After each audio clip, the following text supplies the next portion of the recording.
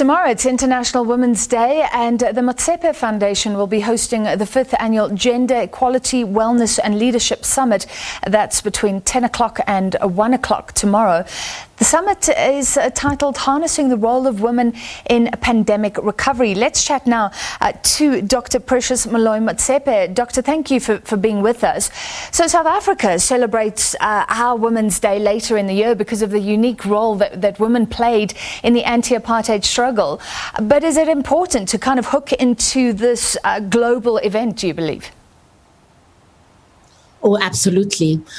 This is a day that has been celebrated globally for, many, many years. And it is about celebrating the achievements that women have made globally in terms of, entering leadership positions, taking up leadership in professional jobs, in politics, as well as in business. It's also about reminding ourselves, men and women, that gender equality is important and that we need to lobby governments and as well as business sectors to ensure that we all understand how important this is, because a country that does not tap into its full human resources cannot be competitive and will not, do well in terms of its GDP.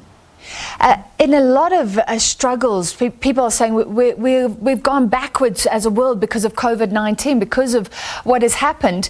The summit tomorrow is titled Harnessing the Role of Women in Pandemic Recovery. You've obviously been mulling over that. I mean, how do we do it? That's a very important question. We know that COVID-19 has had a higher mortality, that is death rate, amongst men.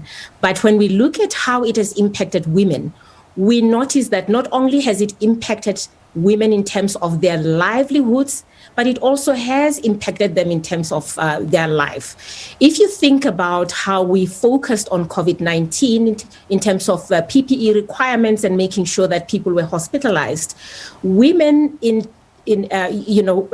maternity, women who needed to be in hospitals to give birth to their children, a lot stayed at home because of the fear of being in hospitals.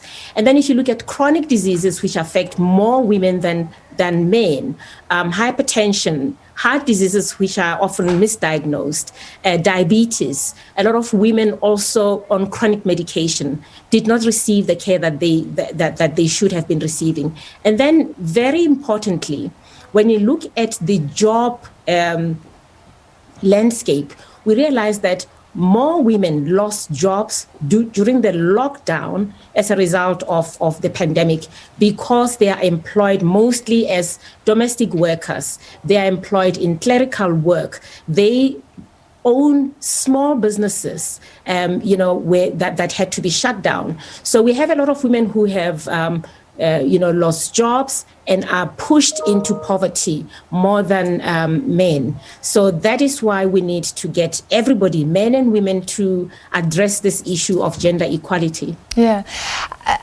A guest yesterday on the show was saying if you look at land, for example, maybe it's time to even change the law and say the beneficiaries and the decision makers are often men, but women are often so affected by dispossession. Is there scope for things like that, even legislation or policy that says start with women, especially in light of what you're talking about, that again they've borne the brunt of what's happened? Oh, absolutely. We are proposing, for instance, as a foundation, that government needs to look at number one, looking at the care economy. Social entrepreneurship and the caring economy are important, and women need to be supported as far as access to funding for social entrepreneurship is concerned, mentorship to start innovative businesses in social entrepreneurship that could help them then be self-employed.